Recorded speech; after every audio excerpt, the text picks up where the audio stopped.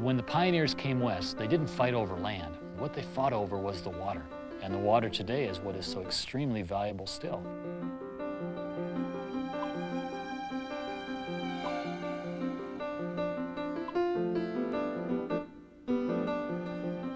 Of all the water on this earth, only 3% is fresh. It's time that the people realize that the water is more precious than gold. And you can't function without water, and you've got to conserve it. All the water we will ever have on Earth is here right now, locked in a cycle of precipitation and evaporation. Once in a while, we have way too much. More often, we don't have enough. Water's going to be a fight. I mean, there's no question. Water's going to be a fight. In fact, whether we lose the water because of overpumping or not, we're probably going to lose it to population some way or another.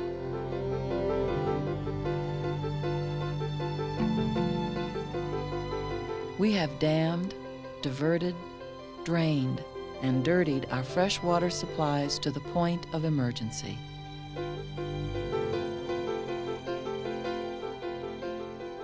It is no longer wise to drink untreated surface water anywhere in the lower 48 states. When the companies dropped their load of toxic chemicals, it was like, well, dilution is the solution to the problem. So a majority of these sites are by the water. I just can't believe we're going to let this thing die. And the crisis is greater now than it's ever been, and it's not that hard to fix.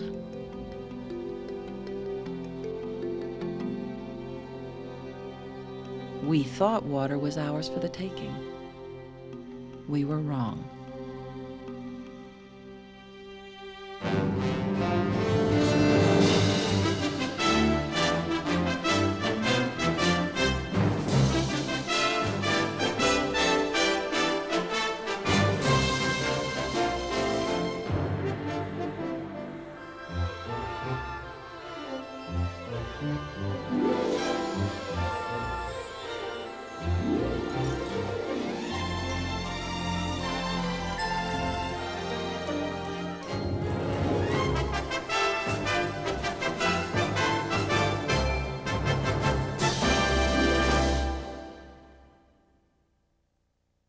To better understand our world, ourselves, and our future, this program was made possible by the people of Chevron. Chevron, giving thought to television.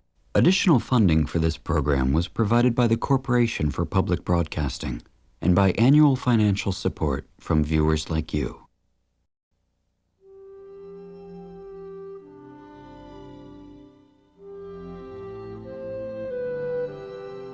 Most of our rivers rise in the mountains.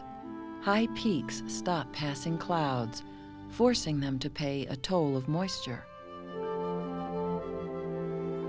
In autumn and winter, the snowpack grows. All spring and into summer, the snows melt, feeding mountain streams and lakes, forming rivers. As volume grows and the water drops in elevation, its force increases. Water becomes power.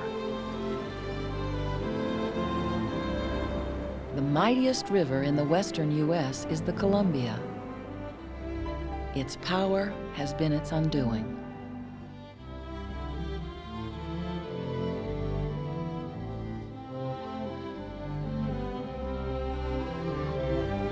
The Columbia River surges out of the Canadian Rockies into the United States, where it carves an erratic path through rock, desert, and rainforest to finally empty into the Pacific Ocean. It has done so for 6 million years.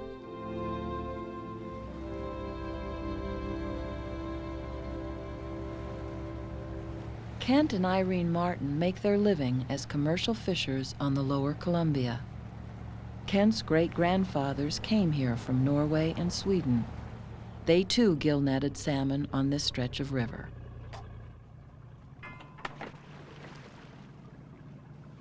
Well, if you were son of a fisherman or had a close relative that was a fisherman, sometimes you were in the boat by the time you were 7, 8 years old, just on an occasional basis, and on a regular basis by the time you were 12.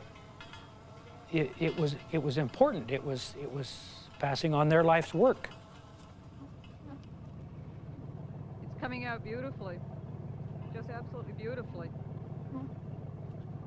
People have been sustained by the Columbia River for thousands of years. Its waters revered for their bounty.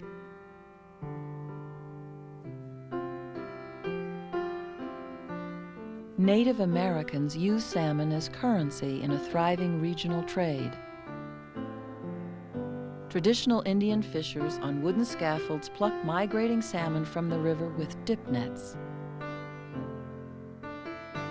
White settlers who flocked to the lower Columbia in the late 19th century turned the salmon harvest into a commercial bonanza.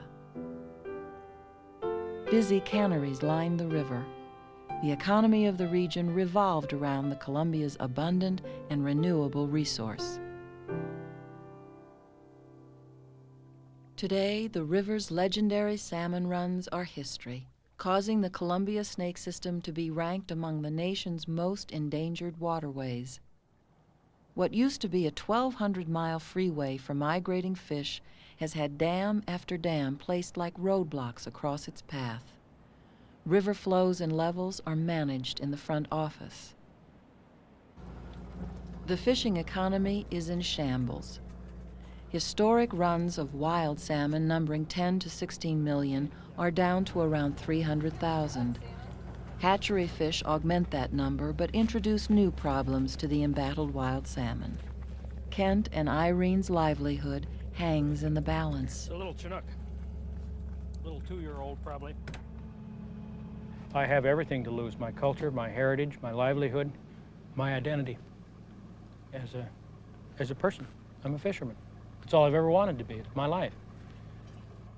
For people in the Northwest, salmon has come to symbolize a kind of canary in the coal mine. I think it has a deeper symbolism that our environment and our whole surroundings here are pretty sick, and we better do something about it.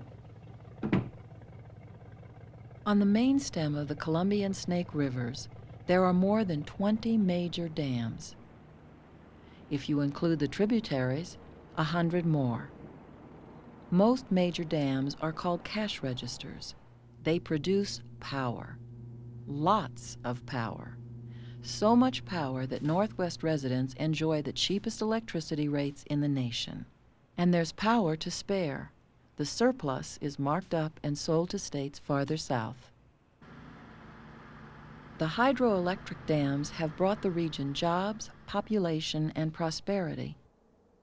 The mighty Columbia has gone the way of all our great waterways. It has been developed, transformed from a river to a workhorse. So destructive have the dams been to the riverine ecosystem that Congress attempted in 1980 to break the power industry's stranglehold. Federal legislation mandated that salmon be given co-equal status with hydropower. The Army Corps of Engineers went to work. They have spent millions creating bypass systems to get salmon around the dams.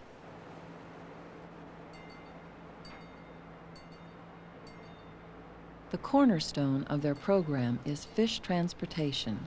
Juvenile salmon attempting to migrate downstream are sucked from the river and barged through the remaining gauntlet of dams. Critics say barging is no solution. Some even call it a deadly gimmick. The program is defended by its director, Corps biologist John McKern. I think barging does work. I think over the years what we've seen is we get about 2.5 times as many fish back by barging than we would if the fish were allowed to migrate inriver. We're using an artificial solution to solve a problem that's an artificial problem.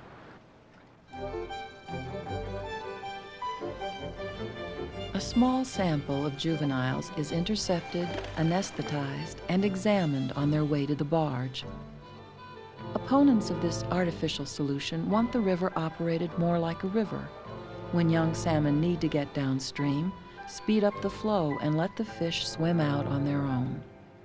The only parts of the scientific community that I know of that supports barging are the hired stooges for the power utility people. But it's being trotted out continuously by the utilities because it's cheaper. And it leaves the whole system in place to continue generating power. And after all, that's the real point of the system. I mean, to hell with salmon.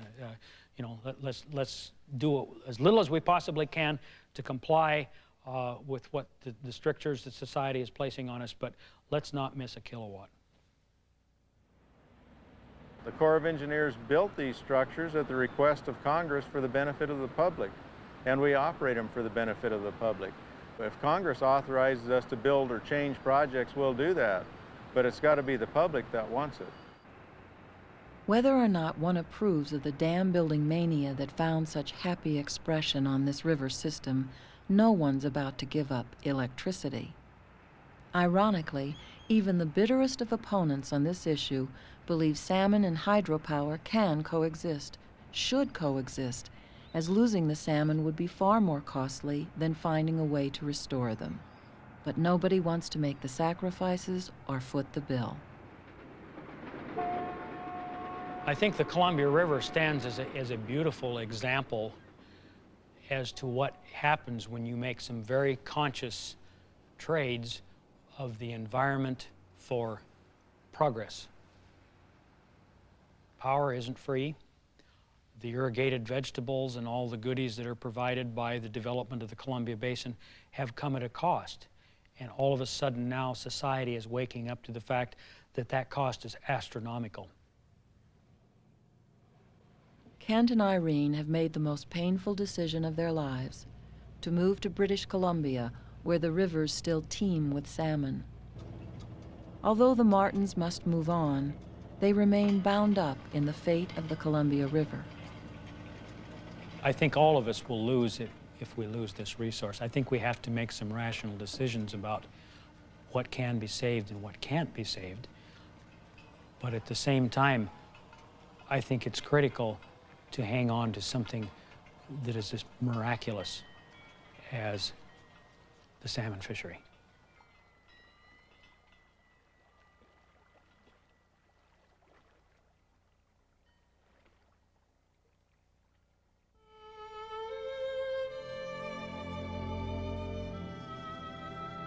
They have been called the late Great Lakes.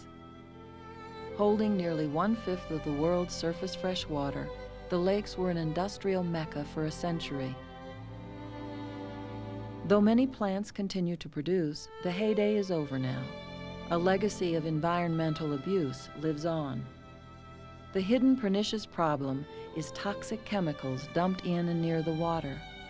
The water looks cleaner than it has for decades. It is not.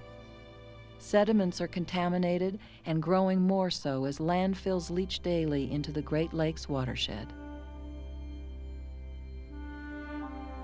43 toxic hotspots have been identified by the Canadian and U.S. governments. 2 of the worst are the Buffalo River and its better-known neighbor, the Niagara River. Its falls are North America's most famous water attraction. Just upriver is a less romantic landmark, a manufacturing corridor known locally as Chemical Alley. The plants that encrust these shores may legally discharge toxic chemicals into the water, but within limits. The rest must be disposed of in other ways.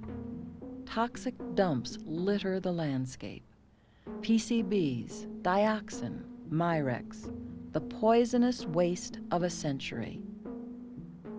Landfills up to a mile from the river sit atop fractured bedrock, allowing chemicals to leach into underground streams. These follow gravity, emerging on the cliff face of the Niagara Gorge and cascading toward the river. Other toxic dumps sit directly on the river, making it even easier for contaminants to escape. At least these sites are fenced and posted. 15 years ago, they were a deep, dark secret. 15 years ago, the region's toxic bequest was laid bare by a group of blue-collar families who neither intended nor desired to become front-page news. They were the families of Love Canal, and they forced the nation to acknowledge the contaminated skeleton in its own closet. Joanne Hale was among them. When my husband and I first were looking for homes, we had to find something affordable because he was the only one working. We had been married only 2 years. I already had a small baby at the time, and it was low crime, not inner city. It looked like an area where a middle-class family would want to live. The Hales moved to the neighborhood with their infant daughter in 1976. 2 years later, a pregnant Joanne found out they were living beside 22,000 tons of toxic chemicals. The children would play, they would, eat the berries off the ground, the wild strawberries, and we never stopped and we encouraged them. We slowly fed our children the dioxin that was planted there because we grew our own gardens here. Because Joanne was pregnant, the Hales were among the first families to be moved out. A month and a half later, Joanne gave birth to her second daughter. She was born with a tumor that had to be removed at 3 days old. My husband and I, we both have had bone tumors removed. My oldest daughter has arthritis. I've had a hysterectomy. I can never have children again. I can go up and down some of these streets and point to probably 9 houses out of 15 where there has been a cancer death in that home. Authorities say the toxic wastes are under control, not leaching into the river. But Love Canal activists disagree. After a rain, Joanne can detect a familiar and frightening chemical odor coming from the storm sewers. Joanne has been working for change at the grassroots level ever since her life was turned upside down. Like many victims of the tragedy at Love Canal, activism replaced anger. Purpose replaced fear. Instead of being at home and acting like Betty Crocker, I now go out 3-4 times a week to different communities. I'm also a legal assistant at an environmental law firm. And I guess Love Canal happened for a reason, and that is the reason for me, is so that I can go out and help other people in communities similar to Love Canal. Love Canal was the catalyst for a level of regional blue-collar activism unmatched anywhere in the country. How many of you have eaten fish from Lake Erie? I have too. I thought it was great. I loved it. But where does the water come from? Buffalo River. And what's the matter with the Buffalo River? Polluted.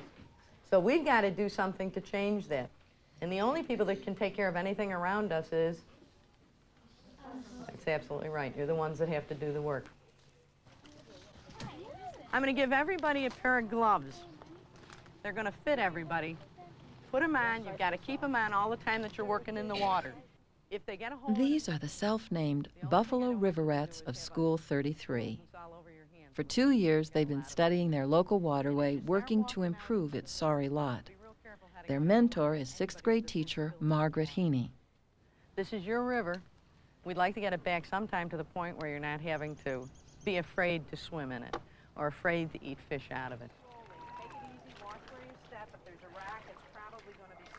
The river rats are looking for life forms in the polluted river, hoping they'll find signs of an improving ecosystem. I caught a fish! Come on over. There might be something in here. I'm going to get the glass jar and get some water so we can start dumping into the bucket. Right there? You'll see. Oh, look at this. Can you smell the oil coming up? Yeah. Chris. Right here, Rosini, look at these. Those are fish eggs there. Fish eggs? Yep. Oh, Those can we are keep fish them? eggs. Yo, Can we keep them, Missy? I think so. You feel like you're a real small piece of making this better, but you're not. You're a real big piece of it. And if we do work on it, we're going to save this river. These kids are active on river issues after school hours as well. Yes. Oh, look at. Here, they help to discourage the dumping of toxic household products in storm sewers. The river rats are part of a larger grassroots movement to reclaim this urban waterway, the Friends of the Buffalo River. This group has been so active and insistent, their river is now the site of major remediation efforts. Experiments with dredging techniques tackle the problem of contaminated sediments. To determine which toxic chemicals are entering the food chain, U.S. Fish and Wildlife researchers study Buffalo River fish. All around the fish. Okay, there's another ulcer on the left side of the fish.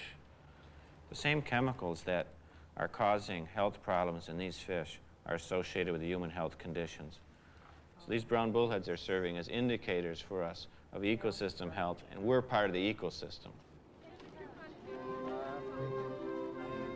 Even in the most basic ways, the Buffalo River and many other hotspots on the Great Lakes are being cared for by local people.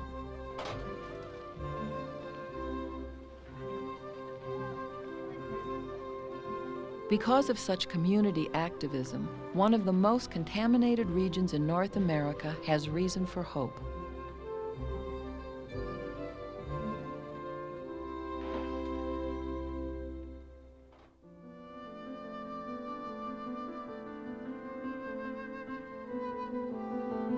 There are no other Everglades in the world.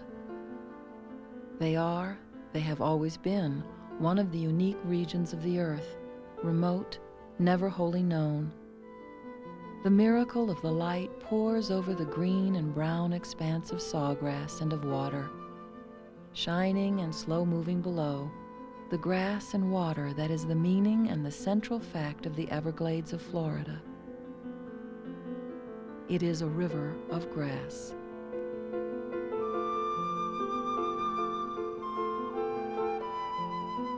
So begins Marjorie Stoneman Douglas in her book about the wetlands paradise that was South Florida. When she wrote in 1947, Douglas could not have imagined how rapidly the ensuing decades would devour her beloved glades.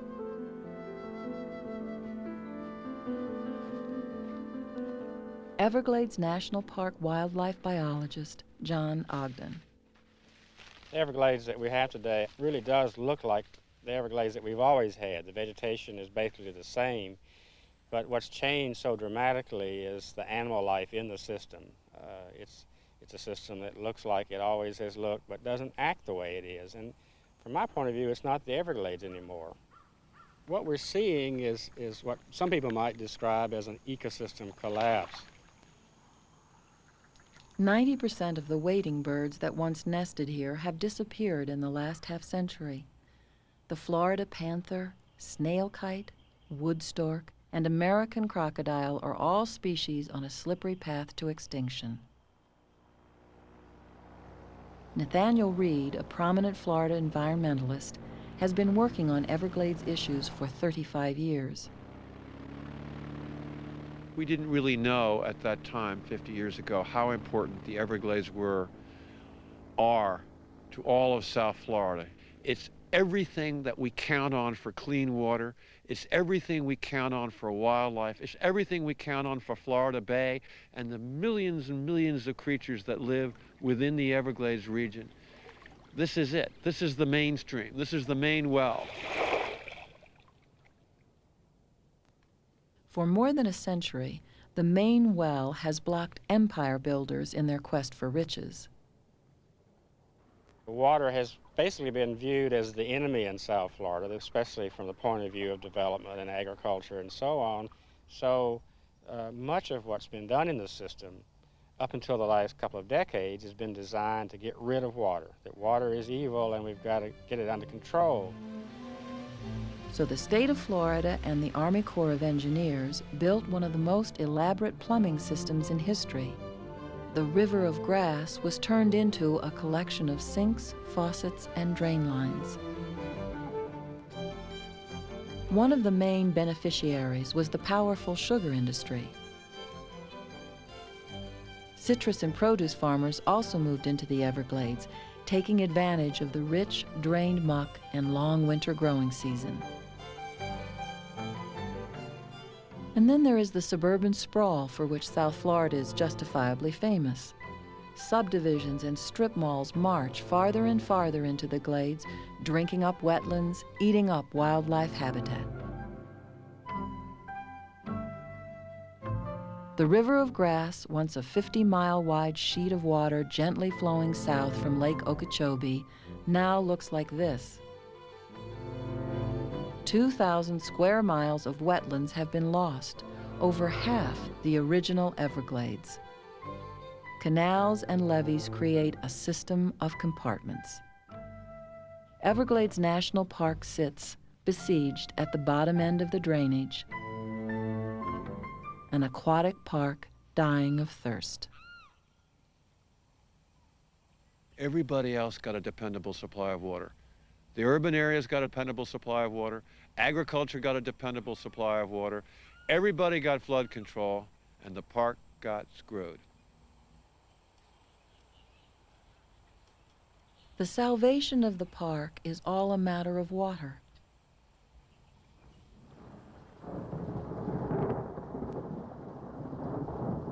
There are only two seasons in South Florida, wet and dry. An average of 45 inches falls from May through October. Then, very little rain for 6 months.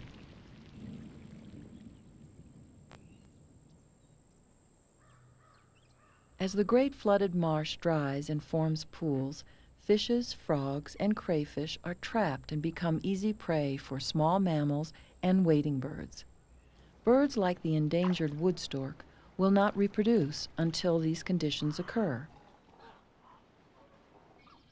Today in the park, the great marshes are drying out too often, too extensively, undermining the food supply.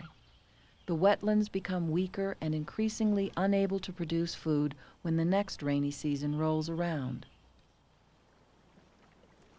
Now, insufficient fresh water flows out of the Everglades into Florida Bay. Salinity levels are rising and ravaging plants and animals in this vast estuary. An ecosystem collapses like so many dominoes. A restoration plan has been drawn up for Everglades National Park. The slow work of changing policy to get water where it needs to be, when it needs to be there, is underway. Echoing the magnitude of the original plumbing system, this wetlands restoration program is the most ambitious ever attempted.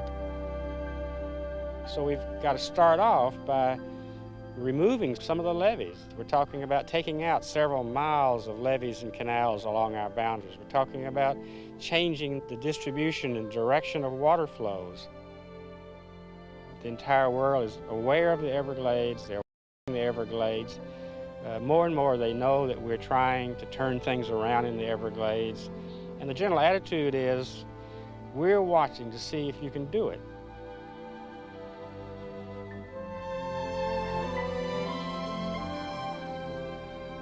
If we don't protect this one, what in the world will those people do in other lands and other places that have something like the Everglades do? There'll be no incentive. There'll be no example. There will be no sense of purpose or principle. That's what this is all about. It's principle and purpose, that we're not going to let a great natural area die.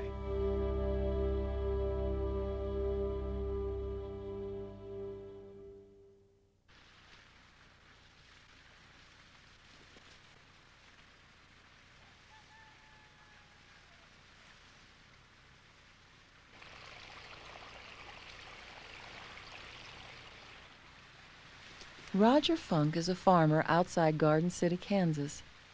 he raises grains and alfalfa on land that once was shortgrass prairie. Rodger's success has come from hard work, good instincts, and plenty of underground water. Oh, I love to irrigate. You know, as a farmer, you like to see things grow so well. And when you first start this irrigation in the spring, you know, it's a fantastic feeling. You know that you're going to raise something where you irrigate. I think maybe it spells success, too. You know, if you irrigate, you get a crop every year. And if you don't irrigate, some years you don't. And I think maybe that's some of it, but it's just a good feeling when that water starts. That water, the water that makes agriculture so stable in this area, comes from the Ogallala Aquifer. Resting beneath portions of 8 high plains states, the Ogallala Aquifer is North America's largest underground freshwater supply. In some places, the aquifer bubbles to the surface as springs, lakes, or rivers. Elsewhere, one must drill 300 feet to reach it. An aquifer, unlike a surface reservoir, is a kind of waterlogged sponge made of gravel and sand. This sponge holds a quadrillion gallons of water. Getting water to the surface was the problem. Windmills and hand pumps could support only a few head of cattle or keep a farmhouse supplied. Farmers depended on rainfall and were constantly bedeviled by drought. From the 1880s on, southwest Kansas saw most of its farm families starve out and move on just about every 20 years. All that changed when natural gas was developed here in the 50s. Now there was cheap power to pump the water out of the ground. Southwest Kansas became one of the most productive agricultural areas in the country. Cattle feedlots moved in, attracted by local grain production. With irrigation booming, farmers could raise higher value crops and make more money. Crossroads blossomed into towns. Towns matured into small cities. In less than 15 years, cheap, abundant water had dramatically changed both landscape and economy. But just as the party got going, the ice cream began to melt. When my father-in-law bought this half section here in 1951, we were all so convinced that this water would last forever because everybody said it would. You know, it was just an underground river, and it was into the middle 60s before we actually realized that it's not an underground river, that it's geologic water. It was put here thousands of years ago, and when it's gone, it's going to be gone. We've actually dropped the water table 110, 120 foot in the 40 years that we've been farming here. It's a big drop. It scares you to death. Hey, good morning. Good morning. What do you think? It's rain. We're not going to bail, are we? No, I don't think so. You want to pick up that pipe? Yeah, Mother's here. Rodger farms with his 40-year-old son, Boyd Funk, who lives nearby with his wife and 2 young sons. Well, I'll see if Mother will drive for us and we'll pick up that pipe. Okay. Okay. Attitudes about water have been slow to change atop the Ogallala. Farmers are, after all, businessmen. We understand money, we don't understand conservation very well. But, you know, as long as we can make a nickel at it, we're going to do it. You know, we're not going to do it just to be nice, just for environmental things, you know. But as soon as it won't pay, then we'll quit. In southwest Kansas, the Ogallala's water is being used up 25 times faster than it's being replenished. Until recently, pumping regulations were unenforced. Well, this is a water meter. It records the water that you use. It actually records it in gallons per minute, and this well will run about 900 gallons per minute. We're required to put them in now. People are realizing that the water is, you know, a dwindling resource, and lots of wells have gone dry. You know, I mean, probably hundreds of wells have dried up in Finney County, in the northern part of the county. And those people, they know, you know, once you lose your well, once your well's dried up, well, then you say, hey, we ought to have some control.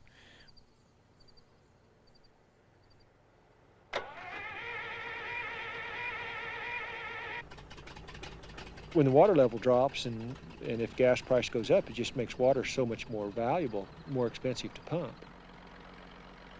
And we're going to either quit pumping and go back to dry land, or else we're going to find crops with more value, you know, maybe vegetable crops or crops that can be raised economically with more expensive water. You know, our answer has been to shut the wells down and to go dry land. And that's a difficult choice.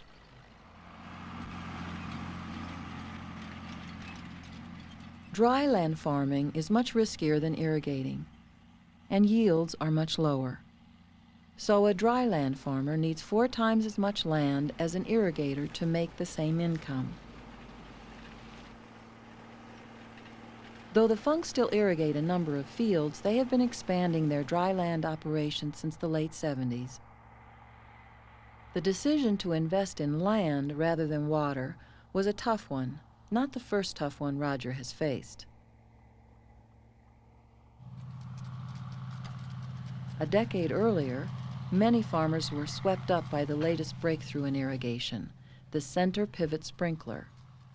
Making great green pancakes on the landscape, center pivots transform this and many other parts of the plains. Though they use less water than flood irrigation, center pivots, ironically, have hastened the depletion of the Ogallala aquifer. Flood irrigation requires fields to be level so the water can soak into the soil. But center pivot sprinklers can move over hillier ground, so hundreds of thousands of previously unfarmed acres were suddenly put into production. Many more straws were stuck into the same glass, and the water level plummeted. We know the Ogallala is a depleting resource, without question. And also the natural gas is a depleting resource. I mean, those are the 2 things that have kept agriculture going the way it is now. I'm hoping that agriculture technology will change quick enough that we'll be able to continue with profitable agriculture without the water. That's my hope, and I kind of think maybe we will, because there's tremendous strides going on in agriculture now. What are the ways that we can enhance and expand the agriculture economy of this region in face of the situation overall with the Ogallala aquifer? The Kansas Secretary of Agriculture announces a brand new study on the Ogallala and explains its goals. What else can we look at? Are there other systems? Are there other ways that we can get more out of every drop of water? Here is the key to what is happening in our agriculture is cattle, and it's over the Ogallala, and the growth potential is enormous in this area to feed more livestock.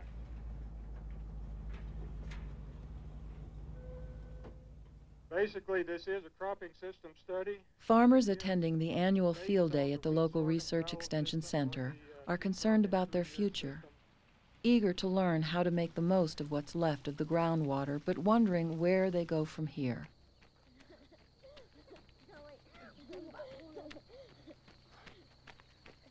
I'd hope my son Boyd and the grandsons would be able to stay in agriculture. But I even tell Boyd that, you know, I can see that we're going to be irrigating maybe as long as I'm alive, but I wouldn't guarantee that he's going to be irrigating as long as he's alive. You know. Yeah, in fact, I question that he will still be irrigating before he's through farming. I really question it. You guys get to coast when we come to a hill. Is everybody ready to eat? Boy, it all looks so good. Yes, there is. Worst case scenario, I mean, if without irrigation, you wouldn't have the beef industry here and you wouldn't have the packing plants. I mean, you know, worst case scenario, I guess I'm optimistic enough to think it's not going to be that bad. As the water table drops, agriculture's not going to have the influence that it's had before. Ready to go? But we're so dependent on the water at this point that without some new technology, there's going to be some agonizing changes. Oh, the Lord's been good to me, And so I thank the Lord for giving me the things I need, the sun and the rain and the apple tree. The Lord's been good to me. Amen.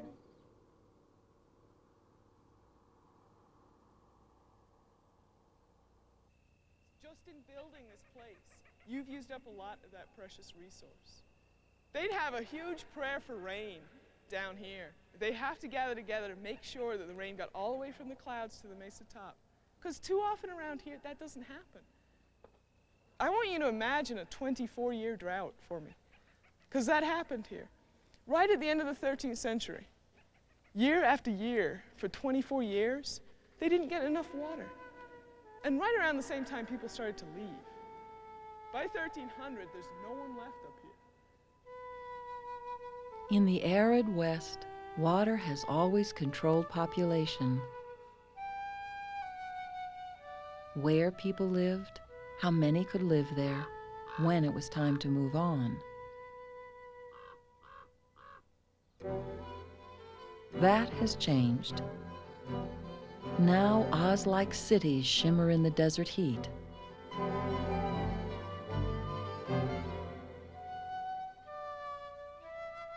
The desert is no place to raise crops. Even when it does rain, the fickle skies quickly reclaim what they have just bestowed.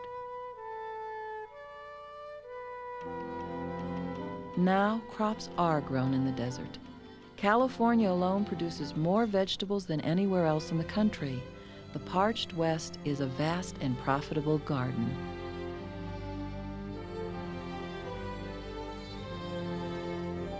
Since the turn of the century, moving water from where it was to where it wasn't has been a Western obsession. Where it was the Colorado River. With its tributaries, the Colorado is the only significant surface water in the Southwest.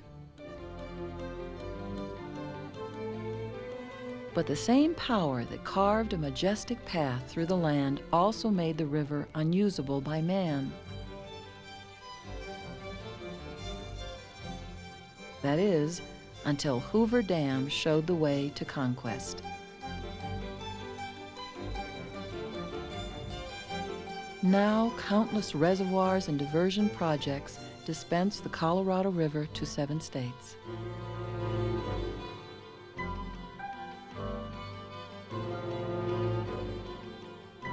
The water is divided evenly between the upper basin and the lower basin, with a smaller share going to Mexico.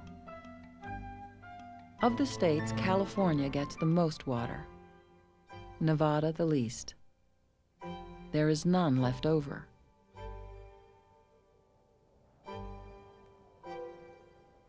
The Colorado River no longer reaches the Gulf of California.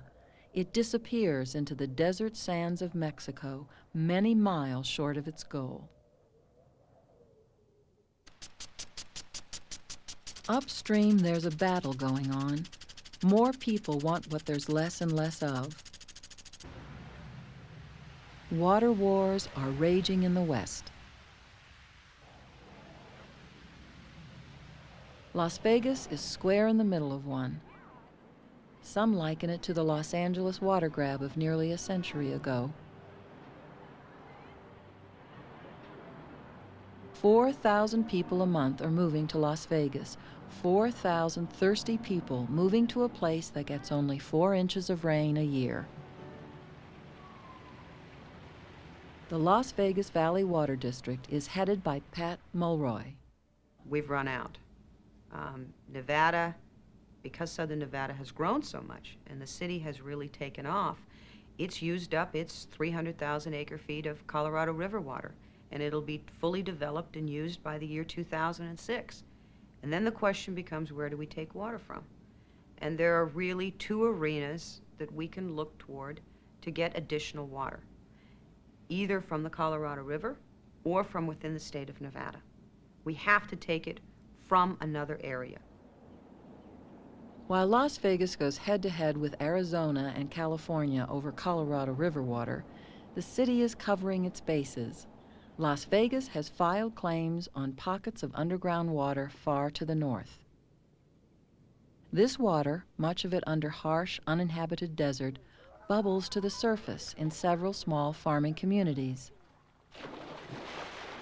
The proposed plan would pump the groundwater and send it south through hundreds of miles of pipelines. Rural residents are not pleased. They claim the scheme would dry up their springs, turn their green valleys to dust. Environmentalists agree, claiming fragile desert plants and animals would perish.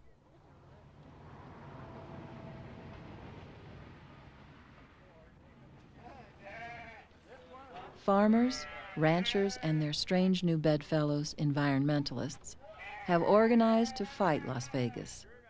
It's an emotional battle, as fights over water tend to be.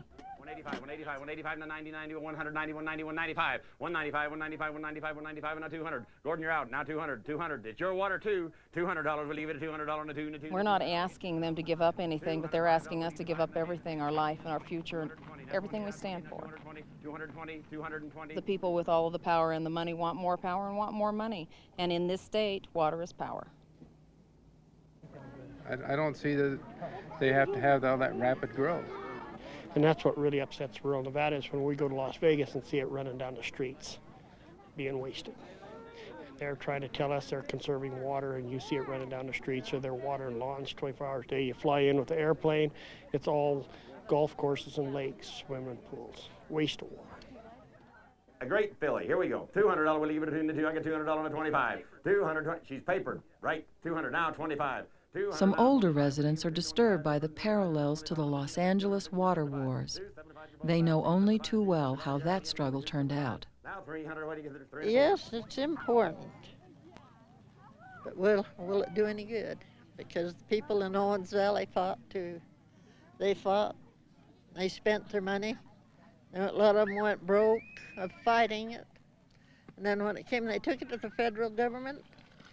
And the President of the United States said, let the water go where the most people are.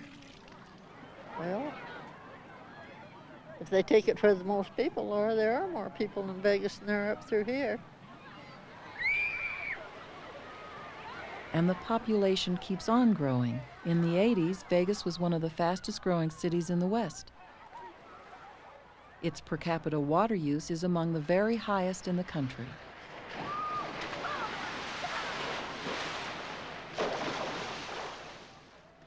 Upscale housing developments are built around man-made lakes which lose thousands of gallons a day to evaporation.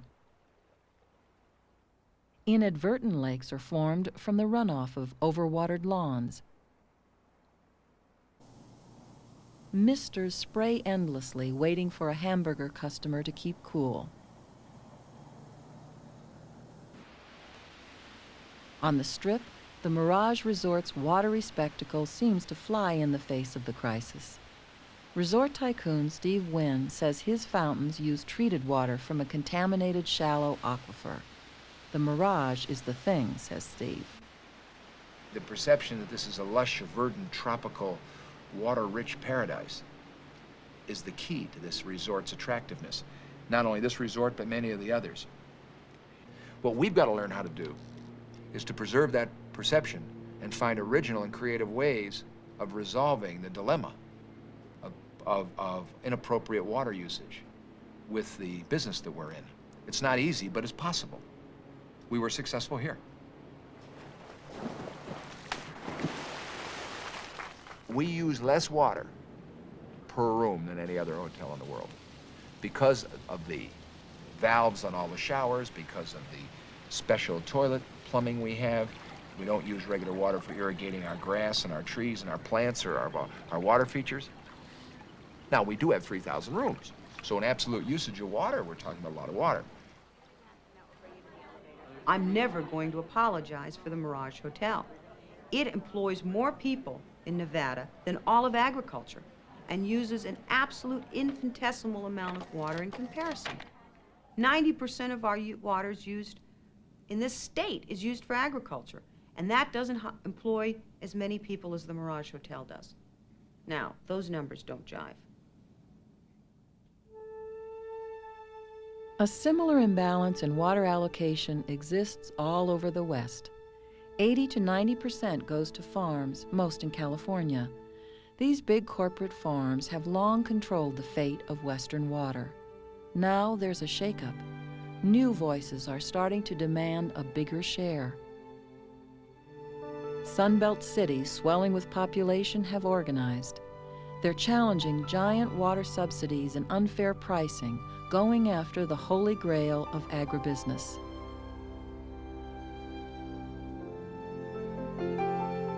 The cities are not the only ones jumping into the fray. Environmental and recreational voices grow ever louder and more insistent. As urban areas grow, residents want healthy, natural areas for their leisure time. They want water for play and sport, wild and scenic areas to stay that way. They want rivers like the Colorado to be managed with their needs in mind, not just for irrigators and power generation.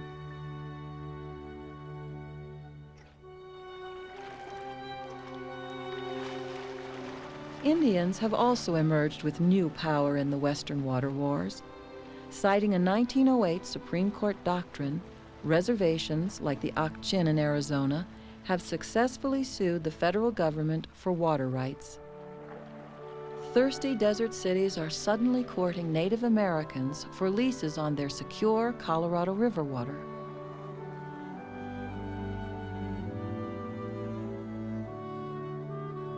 Many desert cities are being forced to make do with less. There's no question this is the future. Tucson is one of the most progressive cities in the West when it comes to water conservation. They've even got a water cop who patrols the streets looking for water waste. Fully half the violations he investigates come from anonymous phone tips on the Wasting Water hotline. Conservation training begins at an early age in Tucson's school system. If people keep wasting water, we could have a real problem. What would happen if everybody wasted and let it run and run and run? Oh, what would happen? Why, the water would just disappear. Then we'd be in trouble, especially here in the desert. So, if we take care of our water and save it, then it will be there when we need it. Can we count on you guys to do that? Yeah!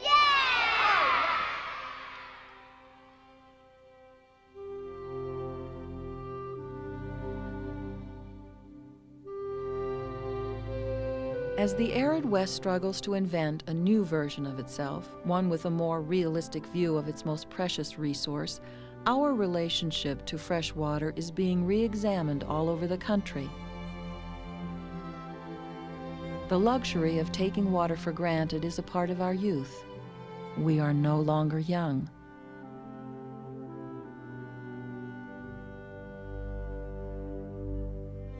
Much damage has been done to our lakes, our rivers,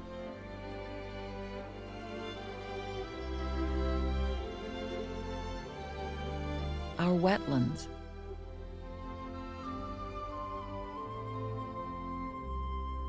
We have seriously depleted our non-renewable water supplies.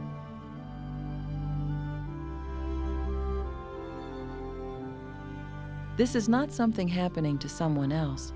It is happening to us. All the water that will ever be is right now. Now is the time to rush to its defense.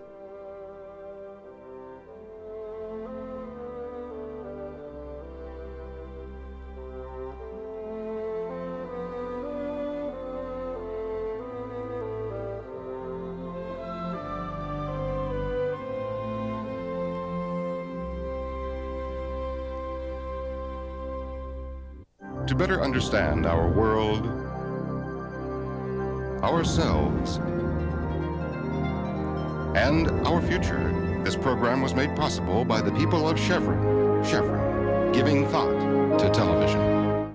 Additional funding for this program was provided by the Corporation for Public Broadcasting and by annual financial support from viewers like you.